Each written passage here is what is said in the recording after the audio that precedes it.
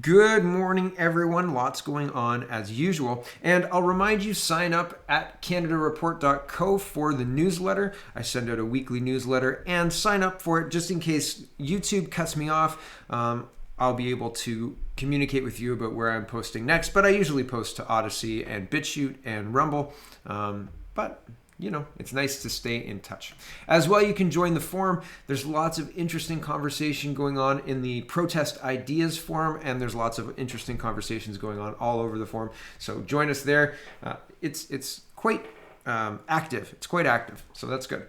That's good. Here is, you may see around Twitter, people's avatars being changed to Simpsons characters. And this is in protest of everything that's going on. Everything that's going on is being protested by Simpsons characters, and I think that's funny. I think that it's a very visual protest. I think that it's something that is easy to do and can catch on and can and I mean, it's incredible how many people are actually doing this. Like just scrolling down after Roman Baber did hashtag new profile pic, right? Acknowledging the protest, the people who are responding, right? All these Simpsons characters. And it's super funny who people choose. Ralph. How did I not choose Ralph? I've got hands mole man. Anyway, I think it's super funny. I think it's, look at that. The bee guy. Yeah. I think that it's an excellent protest because it's one of those things that the age of the people who would be upset about this is kind of in line with people who would watch The Simpsons when it was good. Because it's kind of gotten, like they were chasing Family Guy for a while with wild cutscenes. And I don't know, the essence of The Simpsons was that they were funny kind of political social commentary, right? Like done through the Simpsons family. And when they started chasing other comedy or like Family Guy style gags, it became a different show. But anyway, the golden era of The Simpsons is now protesting Canada's awful politics and restrictions. And I'll show you when we get to the passport section of the show that the censorship bill C10 is being talked about in Ireland and not Canada's C10. Like they're saying, hey, those online harms, we got to talk about that and we got to censor things to make sure the online harms don't harm people. And France is introducing passports for sports passports for kids 6 to 18 to make sure that they're whatever, but they're going to cost money. So it's wild. We got some hodgepodge stuff to get through first, and then we'll get into the passports. Good news for people in long-term care. I was talking yesterday. I said, like, how long before, like, the reopening Ontario framework, the roadmap to reopening Ontario, which I thought was like, I was going to make a new title screen with the roadmap being a circle, like being like just a track that's a circle.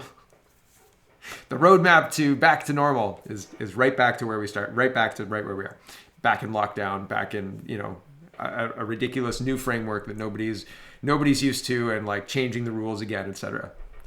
It's ridiculous. But I was saying yesterday that there's no step 4. It ends at step 3. Step 3 still has restrictions. And it doesn't address the elderly, long-term care homes or anything to that effect. And then this popped up. So, I mean, good news a little bit. It's still not enough. I feel like this is the bare minimum. The bare minimum. After a year? Like, come on. More than a year? News. Outdoor visits at Ontario long-term care homes allowed as of Saturday, May 22nd. Details. They gave them so much notice, right? So that's today, right? If your mom or dad has been locked in their room for a while, go visit them. Take them outside. This is an interesting and concerning article. Less visible enforcement in Saskatoon. The Saskatoon Star Phoenix is reporting. Saskatoon police increasing presence around anti-restriction rallies. The same thing, the Supreme Court of Nova Scotia, a judge in the Supreme Court of Nova Scotia has stopped protest in Nova Scotia of anti-restriction or anti-health measures protest. Presumably you can protest Palestine or Israel, whichever side you're on, and presumably you could protest Black Lives Matter. But if you're protesting anti-masking or masking or anything like that, this whole anti thing making its way into the vernacular as well is terrible. Like if you can protest masking, you can protest. Anyway, it doesn't matter. The anti thing just is more. What's the word? Newspeak, I think. Newspeak, yeah. Anyway, this is concerning. Police on Thursday asked for the public's help to identify 41 people who attended the protest in downtown Saskatoon, releasing the images of the individuals online. Anyone who leaves a tip has the option of remaining anonymous, police said in a media release. So if you go and protest, now they're going to take your picture and then post it online and ask people to identify you. This is public shaming. Make no bones about it. That's what this is for. And the idea is to get your pressure those people through their family or the people who love them to stop doing that, right? It's like I talk about early on in the pandemic, or even like halfway through. I was driving out of Walmart, and a guy and a girl were walking into the Walmart, and the guy didn't make any move to like put his mask on, but his girlfriend or wife or whatever had her mask on, and she's like, "Hey, come on." He's like, "Okay, all right." And he pulled it out. That's how they would prefer to do this, right? Just get the family to do it. That's easier, right? And if you make it bad enough, right? Those alt-right, those conservatives, right? And if you need a bigger push, right? So that's it. They just load it like that, and then the family does the work for you, right? And if they don't, then they arrest the leaders, and Bob's your uncle, just like the churches, right? Welcome to Canada. We've got a plan for this, right? We don't have a plan for running the country, but we've got a plan on how to shut this stuff down. Okay. Chief Troy Cooper, told the police board on Thursday that the public health officials have asked police to increase enforcement and monitoring around gatherings due to the presence of COVID-19 variants of concern. This is the sort of thing that's going to be ongoing until the public health order restrictions are lifted, Cooper said. I think it might be time to review the powers of the medical officer of health. Might be high time for that. People who are gathering can be expected to be held to account for their activities and if they're in breach of the public health orders. He told the Star Phoenix that photos released by police were taken as part of their investigation. Last Saturday, police were at 4 protest rallies or gatherings. Cooper said it's unlikely any tickets will be issued in connection with these events because participants were generally compliant with the public health order, including those who attended the Freedom Protest. Saskatoon police on Thursday said they were aware of 2 rallies planned for the upcoming long weekend in Saskatoon, and the police presence is expected to include uniformed officers, traffic service members, and less visible enforcement. The May 9th anti-restriction protest in Kiwanis Park was attended by an estimated 100 people, a large number of whom were not wearing masks. City police have also so far issued 88 tickets for violations of the public health order since the beginning of the pandemic. The order specifies that no more than 10 people can gather outdoors at an outdoor event. So I think that the important part and the important takeaway of that is they'll take your picture, publicly shame you, and if that doesn't work, then they'll fine you. And so be aware of the battle you're engaging in. Just letting you know. Andrew Lawton says, this is creepy. Almer, Ontario police have named me in a court document as a person of interest in connection with a service at a church I've never been to, and I haven't even stepped foot in Almer in 4 years. That's interesting, isn't it? These enforcement powers to seek out wrong think and eradicate it is resulting in reporters being in places that they claim that they haven't been, right? According to the police, he's there. According to him, nope, right? That's very interesting. What's going on in our country? I know what's going on in our country. Michael Geist, Netflix tax. Stephen Harper could never get away with a Netflix tax, even though most Canadians don't really mind paying taxes. Most Canadians are like, oh yeah, I don't mind paying a tax, blah, blah, blah, blah. If you start talking about taxing Netflix, they get kind of like, it's a little, they get a little upset. And I think I think it's funny. But now Michael Geist is pointing out that they're going after this. Are Canadians ready for a 30% surcharge on streaming and audio services? With Mr. Gallibo applying a CRTC regulations to everything from BritBox to DAZN to Stitcher, the likeliest outcome are streamers blocking Canada altogether or levying a $30 CanCon fee. Not just big tech, government memo shows D10 targets news sites, podcasts, and workout apps, adult websites, audiobooks, sports streamers for CRTC regulation. This is like a nightmare for anybody who is consuming media, for anybody who is creating media. Why would you continue to do that job in Canada if you had an option? And if you're working on the internet, you have the option. Why would people stay? Oh, I love the lockdown so much. It's so, like, the family time together is great in the first couple of months. Like we We got to Canada for the freedom. We stay in Canada for the crushing tyranny. I don't get it. I don't get it. Anyway, people will leave. Like, I'm sure it's happening already. Audit finds little oversight of Governor Can Health Lab rated by RCMP over activities by Chinese staff. Managers typically did not know what they were working on. Yay! These are the people in charge. These are the people that are making sure that, the I's are dotted and the T's are crossed on the contracts we sign as representing our country around the world, right? These are the people who are doing this. This is a level 4 lab. They let the Chinese in without doing background checks, according to the report I read yesterday. Seems like a laissez-faire way to run things, right? I don't know. Just maybe that's me. Okay, let's get into vaccine passports. In France, Mr. Macron is putting a culture pass at 300 euros, a sports pass at 50 euros, and a health pass, which we will pay the price for a long time. It's expensive. So Macron to create a sports pass that will cost 50 euros for those between 6 to 18. And Lisa says she doesn't have enough characters to analyze this monstrosity. Yeah, I don't think that's the way. The way to deal with a hurricane is not to tax the hurricane. The way to deal with, or to tax the people who will be impacted by the hurricane, right? The hurricane tax. Because do you think that the hurricane tax money is going to go to what the promises are, right? Like, while the tax is being collected when the hurricane hits, do you think everybody will have the access, or will they politicize the access to that money? 3 guesses, and the first 2 don't count. So it's interesting how we just allow the money grabs, look at how much spending we're doing on testing every day. It's incredible. This is passports in England. The FT report says, report today, the government will ramp up the second phase of the domestic vaccine passport from June for events and will extend to include further checkpoints should COVID have a third wave before Christmas. This isn't freedom, its chains get louder. And then the articles here, vaccine passports set for use at mass events in England. So it's coming, and it seems like they're setting a bar at a certain level. If you want to do this, you have to do this new passport, but everything else is fine. And then they'll change the bar until everything's encompassed, right? And as the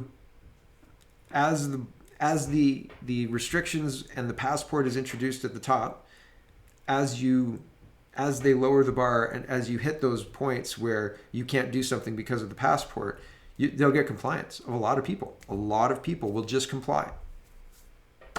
So, boiled frogs, right? I don't know what to tell. I don't know what to tell you. That's what's happening.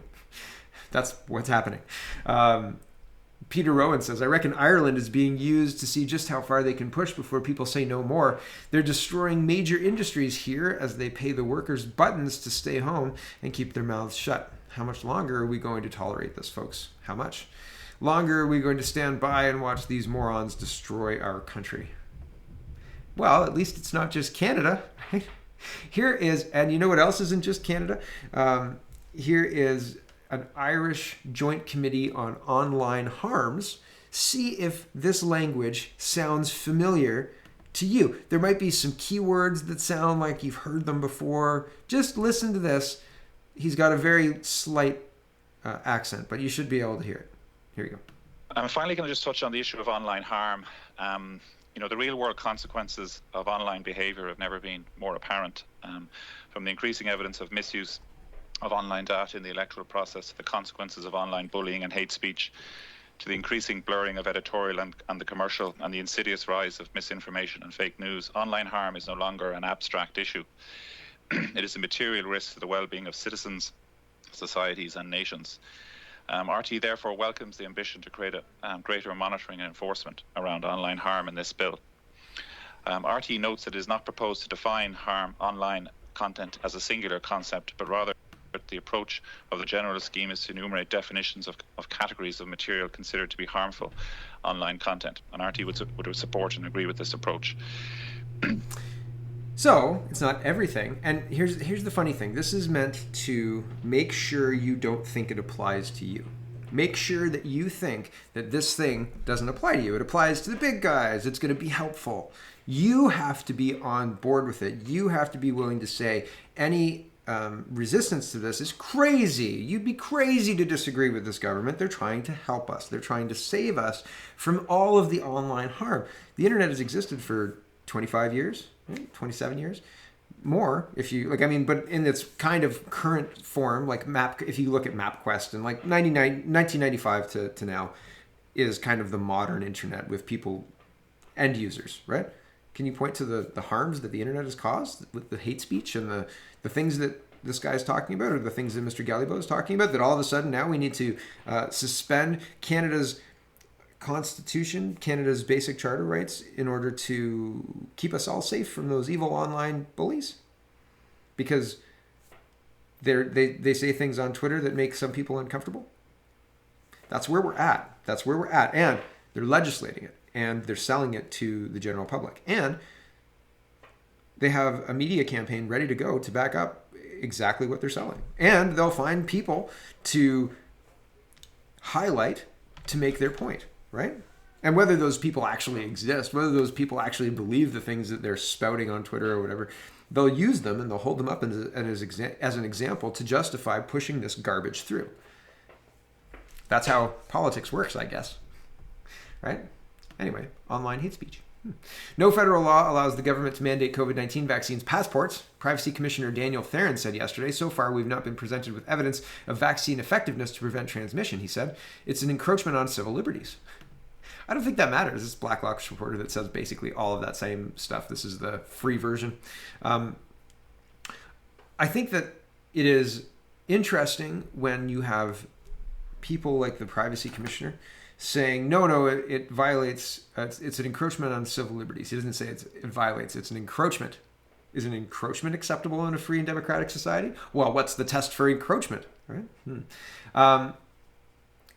It's an encroachment on civil liberties, and they don't know about the vaccine effectiveness, so why have the passport? The passport is more about compliance than it is about safety from the virus, I think. But that's just what I think. Unfortunately, okay, let's get into lockdowns. What is happening is Doug Ford extended the lockdown, extended it by 2 weeks, and then promised hairdressers they'd open by July 2nd. Is that like acceptable, do you think? Is that something that is in line with what we know now after a year of dealing with this, right? It is, in my opinion, it's absolutely not. Kelly Brown says, unfortunately yesterday is more frightening than we realized. The Ontario roadmap to reopening does one thing. It ensures that public health will govern our lives until at least July or early August.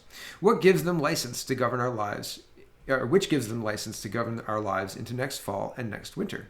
Yes, that's exactly what's happening. Millhouse highlights this, and he says, let it not escape our attention that Ford Nation, Doug Ford, is quietly seeking to extend his emergency powers to December 1st, 2021. And here's the legislation that's talking about that. If passed by the legislature, powers under the Reopening Act, a flexible response to COVID-19, the ROA will be extended, not the ROA, will be extended to December 1st, 2021. ROA is the name of the law. So yes, ROA would be extended to December 1st, 2021, extending the emergency, extending all of the stuff that's currently happening to December 1st, 2021. And the reasoning is to ensure public health measures currently in place can be extended and adjusted as necessary to deal with the impacts of COVID-19 and support a gradual reopening of the province. There are currently 29 orders in effect under the ROA. Orders can be extended for up to 30 days at a time under the ROA, and the government must report on all order extensions to the Select Committee on Emergency Management Oversight. So they want to have this extended to the 1st of December, And that is not tolerable when we have proof and evidence of places that are open without most of these restrictions, and they're just fine.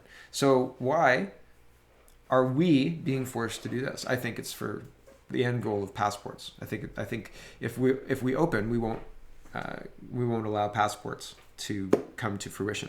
But if we stay closed and then open gradually with passports in the fall, maybe.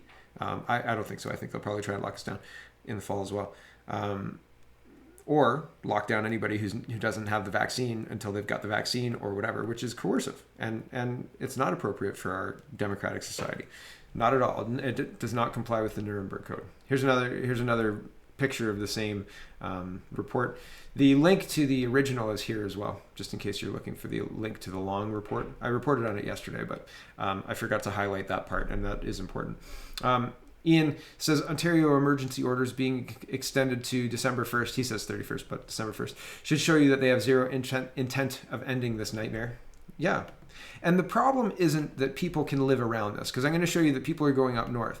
The problem is that you can't run a country, you can't run a province with people sneaking around and doing under the table work because the government refuses to acknowledge that people are doing that and open everything up, right? Like the government is not managing this crisis well, and people's response to that is to continue living their lives, because it's not like there's a pause button. Like you have to keep living your life. People have birthdays, people have events, people move, all sorts of crazy things happen with the world and with yourself and your life. So you have to continue living life. But having the government not acknowledge that these transactions are happening and keeping events closed, weddings closed, bigger events closed, negatively impacts the economy. It is a net negative. It is a bad policy that is not helpful. It is not helpful. And the stated goals of saving our healthcare system, not measurable, right? Don't overwhelm our healthcare system. By what measure? Like by all the measures now, we should have been open for months now. Like it's crazy. Mayor Tom Mrakis, and he's the mayor of Aurora, says, while I believe a balanced measured approach to reopening is correct, with over 65% of eligible adults in York region have received one dose, having businesses such as restaurants, gyms, and personal services not being able to reopen until the end of July is unacceptable. Yeah, it's unacceptable. This whole response is unacceptable. This whole courtroom's out of order. Brian says, I'm confused. The next 23 days, we're in a stay-at-home lockdown, but we can golf. We can go to the splash pad. We can play sports. We can't have people over, but we can go to a patio to eat or shop. Great plan, Ford Nation, right? We can't go to the store to buy what we need to do all the above, and you can't buy shorts. My brother, this is Tracy Jordan. My brother is a roofer, and he ripped his pants the other day, and he was saying that he just slipped on some rocks and he ripped his pants, and he was like, oh man, air conditioning, right? And I said, well, would you usually go and buy pants? Like, would you usually just like go to the Walmart or something close by and just buy some pants? And he said, maybe not, depending on how bad the rip is. And I said, that's weird that you can't do that. Like, it's weird that it's not essential, right? I don't know. Is it essential? Can you buy pants like that? I'm not sure. Can you walk into Walmart and do that? I'm not sure. And because like I've seen in Zayre's, they have the clothes all cordoned off. You can't buy clothes at all, right? So I don't know if you can buy children's clothes. You can't buy children's clothes, that's for sure. But adults' clothes? Anyway, my brother didn't go buy pants. But I thought that's a weird byproduct of this. What if you're camping and you need something that is non-essential, but it's essential? You shouldn't be camping then, right? But people are living. So how do you deal with that? How do you deal with that by the government? You ignore it, right? Here is Tracy Jordan, and it made me laugh because I was like, oh, Tracy Jordan looks so different doing a bit. No, this is living my life. People head north to cottages despite Ontario's stay-at-home order. And she says, is it confusing? You tell me if it's confusing. Hold on. Being outside with them and being allowed, per se. The stay-at-home order is still in place. Yes. Is it confusing? No, yeah. I don't think they know what left and right is. Jordan's. Is it confusing? No. Yes. What? What did you say? People are living their lives. And the problem is the government is trying to use the law and other coercive ideas. Calgary and Manitoba were saying, if you don't pay our fines, you're not going to be able to renew your driver's license. People are putting out pictures of people who are not being cooperative. They're using all sorts of tactics to kick this down the road and not address any of the real issues that people are bringing forward. And I think it feels like if you imagine a football game, they're in like our 20 and our team is wandering around the field and their team's getting ready for the huddle and they're like, 3, 2, 1, go. That's not what they say in football. But, you know. You know. So Ontario is living their lives. And the people who are trying to get the Vax passport into the end zone are easily making gains every single time they get the ball, every time they make a play. Every single time making gains, whether it's 1 yard, 10 yards, 5 yards, even if it looks like we're opening up, right, Doug Ford? We're going to open up May 20th. I mean, June 2nd. I mean, January 1st, 2022. I mean, just wait, right? Just wait in your homes. We can't quite open yet because, right? Is this tolerable? It's not. It's not tolerable. Absolutely not tolerable. The Montreal police are giving out $1,500 fines to people at Parc La Fontaine protesting the Quebec government mandate curfew tonight. So yeah, $1,500 if you're hanging out. Notre Dame Bay Area of Newfoundland and Labrador shut down due to COVID-19 cluster. The province's chief medical officer says cases are linked to each other, but the original source is unknown. We don't know where this came from, and definitely not a false positive. And definitely not the flu, because there is no flu anymore. Right. A quote, I wish I was here with better news on the Friday of a beautiful May 24th weekend. Chief Medical Officer Dr. Fitzgerald told reporters on a video feed, unfortunately, we have a confirmed cluster in the Central Heights region in a part of the Notre Dame Bay area. Fitzgerald said there are 7 confirmed cases, 7 presumptive cases, and 1 probable case. Shut it down. Shut it all down. Shut the whole island down. Subsequent community testing in the region found no evidence of community spread. Fitzgerald said the cluster demonstrates how easily the disease can spread, especially with variants, and that people should not feel stigmatized about it.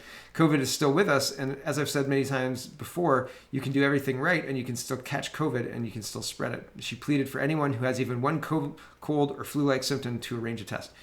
This is just not responsible. Imagine if this was just the flu. Imagine if it was the flu and they shut down these areas for the flu. How long do you think that would last? Would it last a year, right? If they were shutting down areas for the flu, if they were, just replace all of this with the flu, right?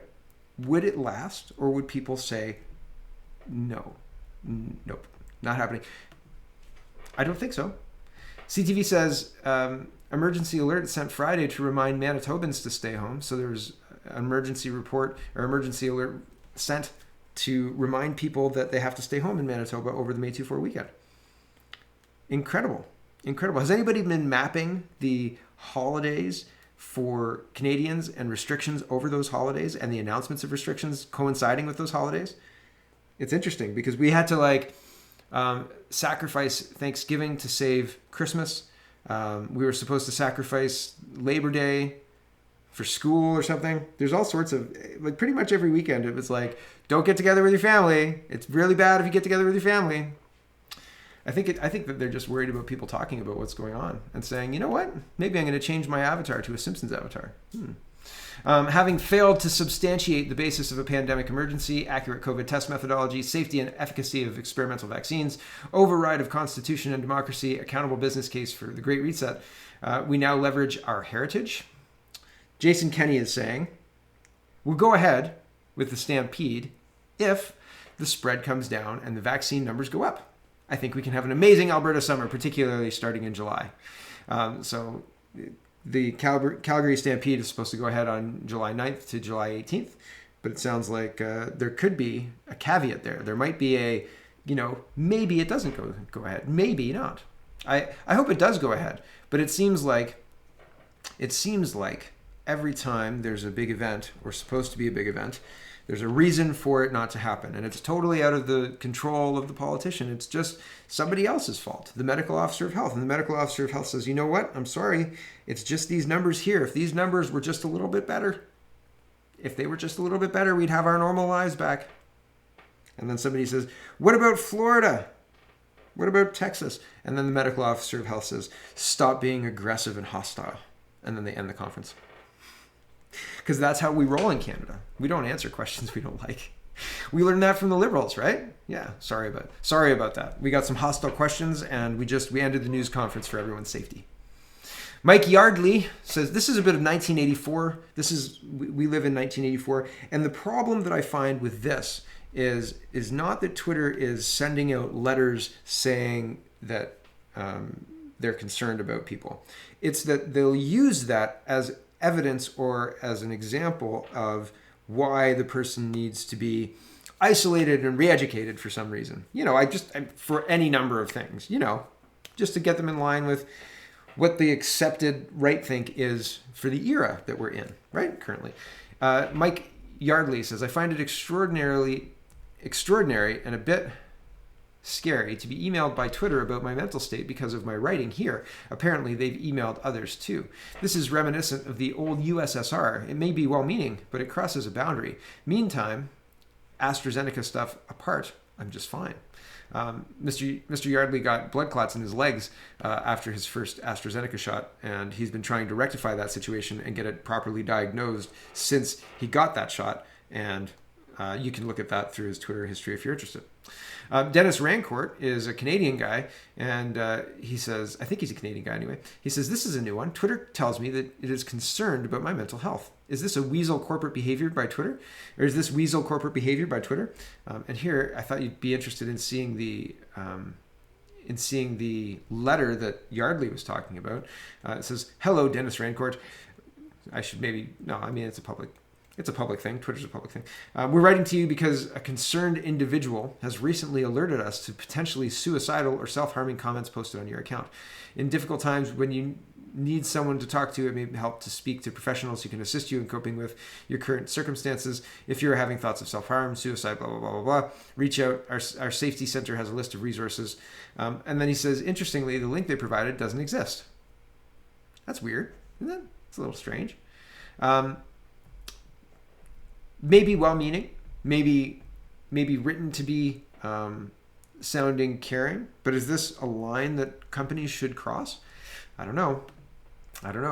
Okay, BC, Manitoba, I've been reporting about across Canada the mature minor doctrine and the use in school boards and other places to allow vaccination of children because anyone of any age can consent so long as they can understand things.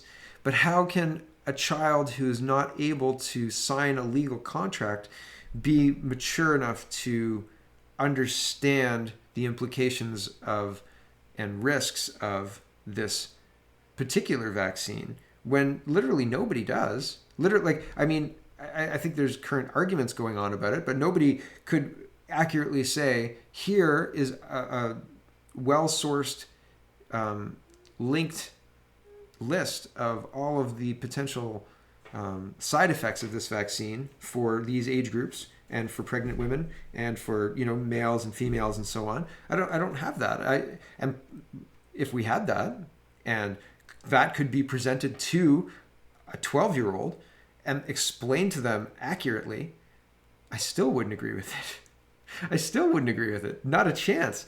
The parents need to be involved in this situation. You don't get to unilaterally allow children to make decisions like that without including their parents. What a travesty. What an absolute travesty.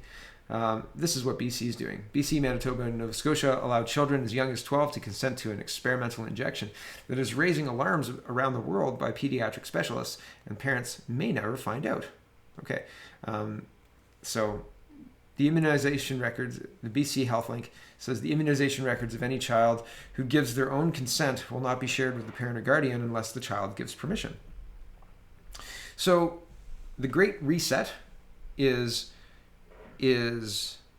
sold as disintegrating or removing the family unit.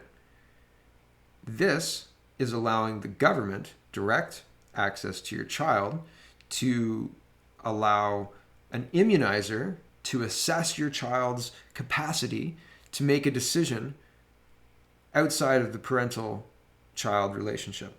And that is traditionally outside of how Canadians would handle their children. This is already being implemented. We were not asked about this. I sent an email to the Upper Grand District School Board asking, when was this implemented? When was this change made? I want to know, was it 2014, 2012, 2010, 2008? Were the parents notified? Where's the email for the notification? Did I get it? Why not? Because my kids are in Upper Grand if it was the last couple of years, right? So, and I worked in schools from 2002 to 2015. So usually I would know about that kind of stuff, but that never came up, the mature minor stuff. It's interesting, and it's usurping of parental responsibility by the government, and it's not appropriate. So you should be outraged if you're a parent. You should be. Ontario schools, Anthony Fury says, Ontario schools must reopen immediately, says Kid CHEO. I bet.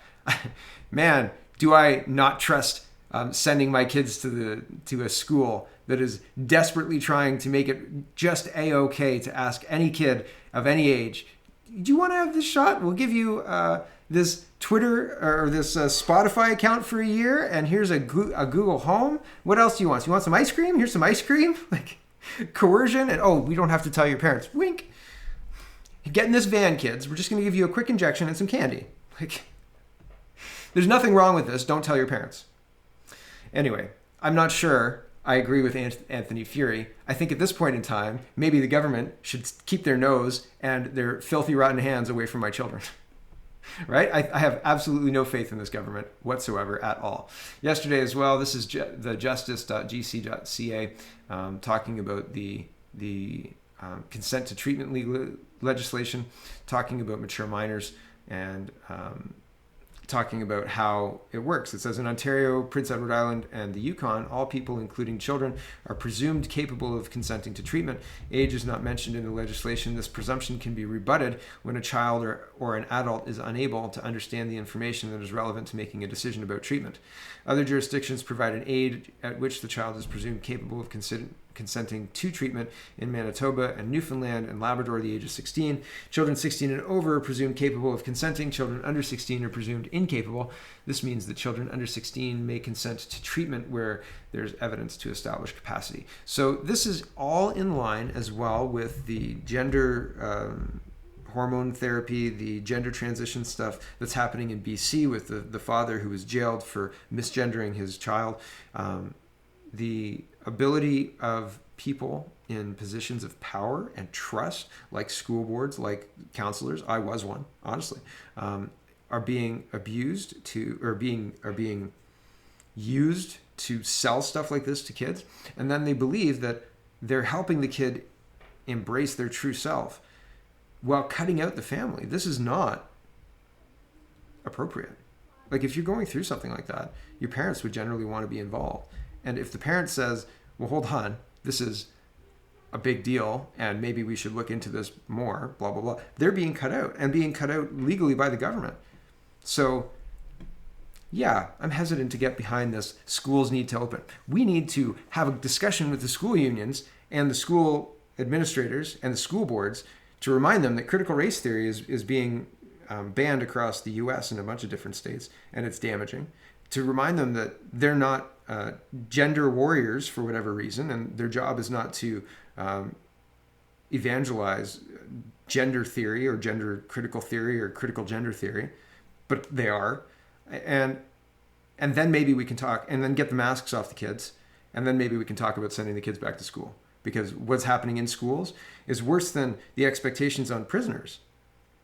Not appropriate at all. So I'm done with the begging to go back to school. We're in a post-school world now, right? And the government did that to themselves. The government and the school boards and the unions and the teachers, because now they need to get our trust back. This is egregious and beyond the pale what's happening. And regardless of if it's not the teachers, they're facilitating. They're working in this system that's allowing this crap to happen. Has public health ever launched campaigns to children 12 and over to get a flu shot without parental consent? Serious question. And here's the BC youths who want COVID-19 vaccine do not need parental consent or a signed form. And Peel, region of Peel, it's not just school, it's everywhere. You can walk into, a 12-year-old could walk into a vaccination clinic and they could say, come with me. Let me show you how amazing this vaccine will be. I mean, what are the rules governing the sales pitch given to these kids who don't need parental consent? What are the rules? How educated do they need to be? What rules govern this? This kind of stuff makes me so angry, honestly. Bloomberg says, we may need to get to a point where we must force people to get COVID vaccines for the public good. It's for your health that we are forcing you to get this experimental gene therapy. And we're sorry about being wrong about AstraZeneca, and we apologize if you listened to us and got all of those AstraZeneca shots. We'll definitely try and get enough shots for a second dose at some point in the next year, maybe. And we're sorry about not using the dosing schedule those manufacturers tested and recommended. Anything else? Oh yeah, it's mandatory. See you next week for your next mandatory shot. Sign here to absolve us of any responsibility. Yeah, no, it's your responsibility if you die. Mm-hmm. This is where we live. I'm sorry, but that's true. I hope we figure a way out of this. Patrick Phillips says, tying human and civil rights to the uptake of an injection with no long-term safety data is dangerous and a form of medical coercion. The Ontario government is using collective punishment to turn the vaxxed on the unvaccinated. I've lived through collective abuse, and I can see it clear as day. Any physician giving a COVID vaccine while the government is holding their human and civil rights hostage is violating the CPSO policy on informed consent and thereby putting their license at risk. So, obtaining consent, the person is given for consent to be valid, physicians must ensure that it is given voluntarily and not under duress. If the physician believes that consent is not being freely given, they must ensure that there has been no coercion. I'd really like to keep my job, and so that's why I'm getting the vax. That's coercive. Not cool. Vaccine coercion. Professor Rich and Dr. McCall. Oh, man. I'm not even going to... Another doctor, speak out. The thing is, they are doing their best in other places to gain access to people's children and vaccinate them outside of the family unit as well. And part of this conversation is about that. It's a very interesting conversation talking about the coercion. And the reason I'm highlighting this is it's Fox News. It's happening not just in Canada. It's happening everywhere. That's notable to me because if it was incompetence, if it was missteps, if it was somebody saying, you know what we should do so everybody's safe, we should do this, and then as soon as he realized or she realized that the thing that they suggested was abhorrent, they backed off on it. What's happening is they're pushing forward with these plans. What has happened to us already is abhorrent. We've been locked in our homes for a year with no metrics for finishing it. And then whenever we get metrics, they change the rules, right? We've got the Reopening Ontario Act, the color-coded system, the red, yellow, green, red, orange, gray, right? And it's all gone now. It's garbage. It's in the past. It has nothing to do with the future, has nothing to do with how we're going to reopen. What has happened to us has been nothing but a full-bore cultural and economic attack. Our small businesses are destroyed. The people who would fund politicians to counter this don't have money because their businesses are destroyed. This is Catherine Fitz outlines this. It's a real estate acquisition plan, which also results in the middle rich people, the people who could toss $100,000 to somebody, a populist like Trump. It undermines them. It removes them from the process. And then Amazon and other places can come in and pick up storefronts for super cheap. And then there you go. You've enshrined your oligarchy. You've got your corporate leaders who can set policy, de facto set policy, like Costco and Walmart, right, with masks and other things. Demanding masks across the U.S. is basically initiating a de facto law similar to mandating it here, right? So all of these controls have already been put in place, and they're extending them. This isn't about reopening. There isn't a plan for that. The plan is to continue to keep us locked down and controlled. And as soon as we get sick and tired of one thing, they'll add a layer of control and say, here's some freedoms back. Like, oh, lucky us, we get to use outdoor amenities this weekend? Wonderful. But you're not allowed to open your business. So your business is going to be crushed if you happen to not be essential. It is an attack, economic, cultural. And it achieves their means. It achieves their political goals too. It's terrible. Okay, Michelle Rempel asks, when will people get to come over the border if they're vaccinated? And Dr. Tam is in charge, and she says basically, never. Here we go. Vaccinated travelers be exempt from quarantine upon entering Canada. If I may, Mr. Chair and Honourable Member, that's a question that, in fact, Dr. Tam would probably be more appropriate to speak to. There's both a public health set of considerations and operational. One is that we want to see that Canada's epidemic under control, and that our population has had the chance to get fully vaccinated as well. On that point, Dr. Tam, earlier in your testimony, you noted that the fact that there weren't enough Canadians fully vaccinated, that was part of the reason why we weren't looking at allowing fully vaccinated travelers to exempt from quarantine hotel. Do you have a date or a benchmark by which that might be lifted? Well, I think we have to look at the data as we go, but I think that we are on track to have 2 doses provided to Canadians by the 4th. So and so that's when fully vaccinated travelers would be exempt from quarantine, is the fall. There may be other provisions to change what we would do with vaccinated travelers. When would those be? Thank when you, would Ms. that be happening? So they're not really interested in answering questions they don't like. The question was not necessarily dodged all the time, but it was not answered to the best of Miss Tam's, Dr. Tam's ability. And not that I'm surprised by that or even really frustrated by that, but it is something to note. When we ask about when can these restrictions, isolation hotels have not been very successful at keeping COVID out of Canada, let's say. When you have isolation hotels that actually they themselves have outbreaks of COVID, that's a problem, right? So this idiotic policy that violates Canada's basic charter rights, again, and I can't help but think that our charter is suspended. I can't help but think that we're in a situation now where for the last year the charter has just been suspended, and we're so far behind the 8 ball we don't even realize it. I'm not sure. That's kind of where I think we are. But all of these charter violating rules and orders and et cetera, she doesn't give a date. She's like, oh, well, we think maybe by fall everybody will have 2 or have an option for 2 vaccines each person, and implying that that's when. And every time Michelle presses her to say, commit, she doesn't commit.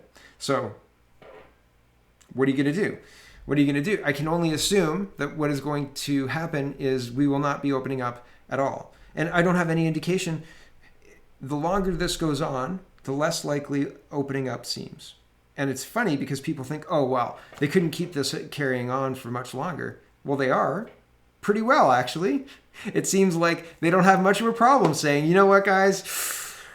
My freckle over here is telling me that we need to stay locked down for another 2 weeks. Sorry about that. Or 12 days. That ends up to be 2 weeks. And then they put an announcement out that says, it's another 2 weeks. It's another 2 weeks. Okay, 2 financial things and then we'll wrap up. Dan McTeague says, in response, Justin Trudeau is talking about energy advisors and how they can help you make your use of energy more efficient. And Dan McTeague's having an argument or a conversation about that. But somebody just says, here's the brutal reality of the Trudeau Liberal carbon tax. My carbon tax was $58 on $73 of actual natural gas use in April in Calgary. That's an 80% tax. That's obscene, beyond comprehension. Now, I haven't verified this, but I feel like that's got to be a mistake. An 80% tax? They're adding GST, like you pay GST on the carbon tax, like the subtotal is 128. I don't know exactly how that works. Can somebody verify that this is correct? Does anybody have any bills that look even remotely close to that? This is a Globe and Mail, opinion piece that I think is based in complete fantasy and ridiculous and playing to the leftist idiots who will believe it. Okay, the age of oil is coming to an end. What does that mean for Canada? I was going to have Justin Trudeau during the Cambridge. It was at St. Benedict, and the reason I remember is because I used to work at St. Benedict, and I recognized all the helpers. They were all the vice principals, and I've talked to them and hung out with them and stuff. So when he was at the St. Benedict town hall, and this is going back to like 2018 probably. He said specifically that oil and natural gas was going to be part of the world economy for the years to come. And he was talking like 2050 to 2090, like we're going to be using oil and it's not stopping. I was going to find that and queue it all up, but I have to go put sod out this morning. So I'm going to go put sod out. But that's okay. He did say it. He was talking about how oil and natural gas is going to be it will long be a big piece of the Canadian economy and the Canadian system. And he was saying we need to grow it responsibly. And he did say grow it responsibly. It wasn't talking about shutting it down. Of course, you can't talk about shutting down the Canadian oil, natural gas openly, right? You just do it through strangling policies and other ridiculous policies and never building a pipeline, right? That's how you do it. And you get other pipelines shut down, like the Enbridge one, Line 5. Unfortunately, that's what's happening. That's what we're watching. But Globe Opinion saying the age of oil is coming to an end, it makes people think that might be true when it's not true. There isn't another thing that will work to power our society. And it's as simple as that. It's as simple as that. There's no other way to put it. And people who ignore that are not respecting the hard work that went into building this country for the last 150 years and before, right? The people who figured out how to heat houses and build a society here using the resources that were here deserve a little bit of respect. And it's disgusting to me to see all of this ridiculous propaganda undermine the pride we should have in what we've built here and the continued stability of it. Because there's no reason that we couldn't continue building the society that we built up until 2019. Because what we're living in now is a sick, inverted travesty of what Canada used to be. And I hope that we can right the boat, fix the problems that have become overwhelming. That's enough out of me today. Thanks for watching, everybody. Check out CanadaPoly.com, check out CanadaReport.co, check out SpeakingVoicely.co, and have a wonderful, wonderful day. Oh, and a happy long weekend. It's May 2-4 weekend, right? Go see your family. I was going to say go tobogganing. Don't go tobogganing. Go do something. Go have fun. Thanks for watching, everybody. Have a wonderful, wonderful day.